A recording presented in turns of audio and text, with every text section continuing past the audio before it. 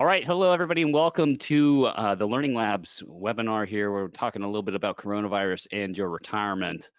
We got a lot we're going to chat about. There's a lot been going on here in the world, obviously, and everybody on the webinar here is obviously concerned a little bit about their retirement.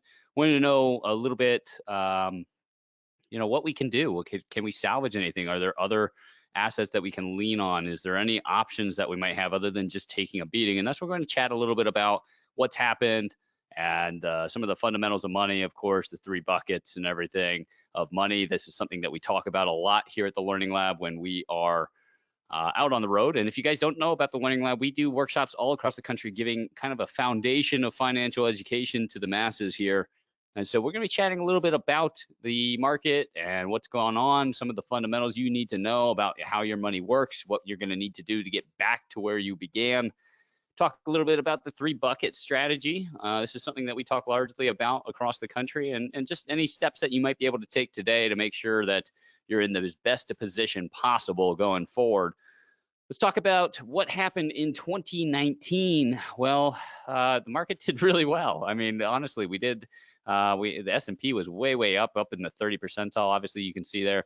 Dow Jones did great as well, and that had a lot to do with one of the longest or the longest bull run market we have had in the history of ever. The S&P 500 was up a total cumulative 468% since March 9th, 2009. I mean, that is incredible. And it has a lot to do with a few different things, really.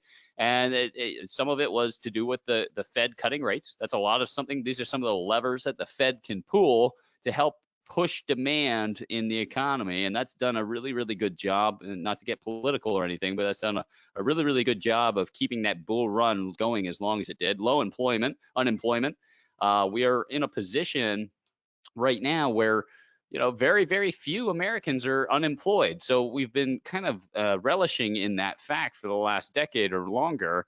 And then strong corporate earnings. We put a lot of power back into the hands of the company. These corporations are doing fantastic, and thus we see the massive climb that we've seen in the marketplace, like we were just saying. And then all of a sudden, at the beginning of 2020, we start to see this huge crash. And this is just how it happens, folks. Back in 2008, it caught us by surprise too. And it could be it's a virus this time. It could be something totally different next time. And these things happen. But the reason this happened, the virus comes out, it creates a mass panic. And all of a sudden, we see 395,000 cases plus as of March 24th, 2020. Just spurred right on us, and then the market just drops. Market dropped 37% at the time when we put this presentation together. It has rebounded just a tiny bit, but 37% drop all at the flick of a switch, folks. And that can be detrimental. It's obviously detrimental. That's why you're on this webinar right now. That's why you're listening to this. And that has to do with you're wondering what you need to do to get back there. And so that's what brings us to the fundamentals of money and why we always talk about this. It's something you need to know. When we've lost 37% or 30% in this example, you need a lot more to get back to it. So if we have $100,000, and we invest that into the market, and then all of a sudden the coronavirus scare happens to us again, we lose 30%. Well, now we're left with 70. And because that number is less than the previous $100,000 that we had in there, we actually have to grow more than 30% in order to get back to that $100,000. And that's something that a lot of folks we just don't inherently think about that, but that's something that we need to know when we're thinking about the recovery time that's going to take. So for instance, those that lost money back in 2008, it's a very similar drop that happened back then. Those that lost money back in 2008, it took them about 4.5 to 5 years to get back to where they were, just to get back to break even. So like I said, we started this bull run, and it was since 2009. So almost a 9-year or 10-year bull run market, or a little longer than 10 years. So a lot of those that lost this $100,000 back in 2008, those people had to wait 4.5 years, and those are folks that lost money and in the market, and then they weren't taking any money out. So for those folks of us right now that haven't started our retirement years yet, so we're not drawing on those assets, then we're looking at about a 4-year time horizon. And like we were saying earlier, we had like a little over a 10-year bull market, which is fantastic. But really the gains of that bull market were only experienced for about half of that decade, because the other half was just recovering money that we had lost. And that a lot of times is forgotten, just forgotten by the average American, forgotten by the average consumer. So what we want to think about right here is that, okay, we've lost some money. It's going to take us a while, but thank goodness we're not drawing on those assets. So we need to think about if we're really close to our retirement years, how are we going to get back as much of those assets that we lost as quickly as possible? And so there's other options that we can take, to get back some of those losses quicker than we would have if we just kept our money in the market and waited for the market to recover. So why is it such a concern for retirees? That's the big question. I think a lot of folks that are on this that register because they're either in their first couple of years of retirement, or they're about to have their first year of retirement, or maybe you just retired at the end of last year. I know a lot of folks did. Let's talk about the most important part of retirement. It's called sequence of returns. This is something that is extraordinarily important to the retiree, not as important to us that are just in the accumulation phase of our retirement or of our years of life. And that's really how we got to think about our money. There's two phases. One is when we're trying to grow as much as possible, and then there's the other side of our lives, which is called the distribution phase. We're going to start to take money from those assets to replace lost income. And so the sequence of returns is the most important part in our distribution, and not as important in the accumulation phase. And here's why. If you're looking at my screen right now, you can see that in both of these scenarios, if you look at it, the first column, or the left-hand side of this, where you see the yellow dots, and then the right-hand column, Portfolio A and Portfolio B both end with $735,000, $735,000 in change. They both made 8%. The only difference between these two portfolios is the fact that the gains, the order in which the market made gains, was inverted. So on the left-hand column, you're seeing 3 pretty significant losses right out the get-go, and then he had some years of gain, some years of loss, and then at the end, 3 good, strong years to rally at the end for an average of 8% over that 25-year period. Again, remember, this is my accumulation phase of my life. In the other column, you see those 3 solid years right out the get-go, but then at the end of the retirement, or the end of that 25-year period, you are seeing 3 pretty negative years. Both accounts ended exactly the same. So that's the accumulation phase. Nothing different whether you get negative years in the beginning of your investment career or towards the end of your accumulation phase. But if you're retired and you're drawing on those assets, things are drastically different. Because you're taking money out, if you experience severe losses in the first few years of your retirement, that will have detrimental, drastic effects on your assets long term. Because what's happening is you're taking money out, 5% in this scenario, 5% each and every year. And if you get negatives right out the get-go, you're really diminishing the power of the compound, the power of compound interest. You're really diminishing the power of that, because there's less assets now in the account. But if you look at Portfolio B, they're still taking out the same 5%, but because they had some strong years out the get-go, they had some negative years in the middle and finished pretty darn negative. You see they have $3 million rather than the guy in Portfolio A who has $0 by the age of 84. And that all has to do with the order in which we get our returns. So as long as we start our retirement off strong, we're good. But here's the thing. As a retiree, you don't get to choose. This coronavirus thing caught us by surprise. The crash at the beginning of 2000s, the .com bubble, that caught us by surprise. The 2008 mortgage crisis, that caught us by surprise. Things are going to catch you by surprise, and as a retiree, you're not going to be able to predict the market.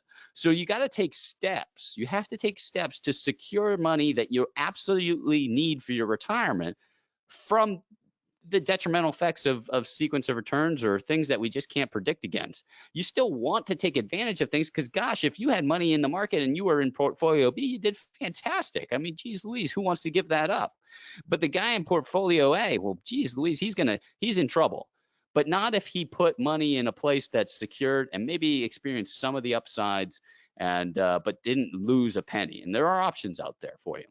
So let's talk about some of the myths of just the distribution phase of our lives, because that's what we're talking about. Now we're going to be phasing into our retirement. This whole presentation is about what coronavirus did to our retirements and how to get those things back on track. Let's talk about distributing assets in retirement. Everybody wants to go by what's called the 4% rule. If you don't know what that was, it was a rule saying that basically you could take out 4% of your assets for the length of your retirement, and the interest earned on those assets would replace the 4% you took out. We just saw in the sequence of returns that can't always be true. And David Blanchett, who is one of the higher ups over at Morningstar Investment Management, if you don't know who Morningstar is, they're a fantastic publication. They put all kinds of things out there, but he works for them, and he did a lot of studies on the 4% rule. He's obviously well credentialed. He knows what he's talking about when it comes to this kind of stuff. And he did a study, and he found out that about 2.8% withdrawal rate, a 2.8 withdrawal percent, which is a little less obviously than the 4% suggested by the theory, would only get you about a 90% success rate, over a 30-year retirement. So the likelihood of you running out of money was still 10%. Now, if you went by the tried and true 4% rule that they've been pitching to us for a long, long time here, and if you thought this was going to be your successful strategy in retirement, well, you got to think again, because about 48.2% of the time it's good, but the other 51% or so is running out of money, and that's concerning. Because let's think of it this way. If this was an elevator situation and our building was on fire and you were about to choose which elevator you were going to go down, are you going to go down the elevator that has a 90% chance of getting to the floor? Or are you going to go down the elevator of 49.2% chance of getting to the floor? Well, I'll tell you, most folks are going to choose the third option that I didn't talk to you about, which is the stairs. There are plenty of options. There are plenty of retirees sitting out there right now that have taken the stairs in their retirement and have guaranteed themselves safe passage to the bottom. And that's what good retirement planning, that's what the Learning Lab preaches. That's what we do for folks across the country.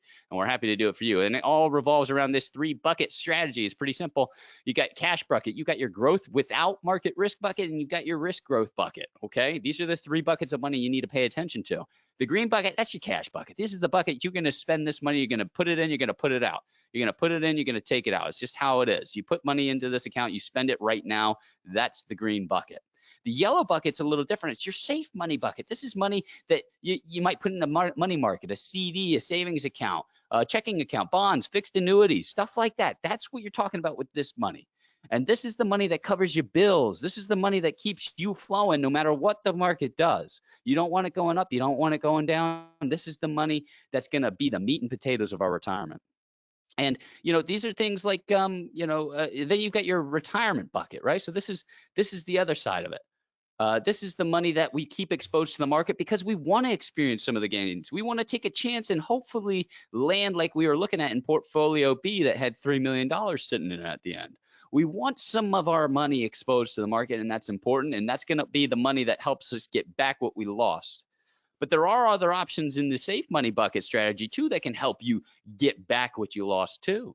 There's all kinds of options for retirees to get bonused back some of those losses. So we've got those options as well. What are the steps I can take? Well, that's easy. You got all kinds of tools available to you through the Learning Lab. We set up these kinds of plans. If you're interested in all just learning about what you could potentially do, we ask you just to fill out the survey. You're going to want to fill out the survey. There's a few different questions that you can fill out. It'll basically say, you can request a virtual appointment. I know right now everybody's a little concerned about their options. And, we want to take that into consideration. We've got reps all over the country that you can sit down with. We encourage you to do so. You can schedule a virtual appointment. You can do a phone consultation. You can find out more about how you can salvage your retirement. All you got to do, fill out the survey. The second we end this webinar, you're going to get that webinar or that survey pop up right in front of you. It takes 2 seconds to fill that out. And then one of our representatives will be reaching out to you and get your questions answered. I want to thank everybody for joining us today, and we'll see you next time right here on the Learning Lab. Thanks.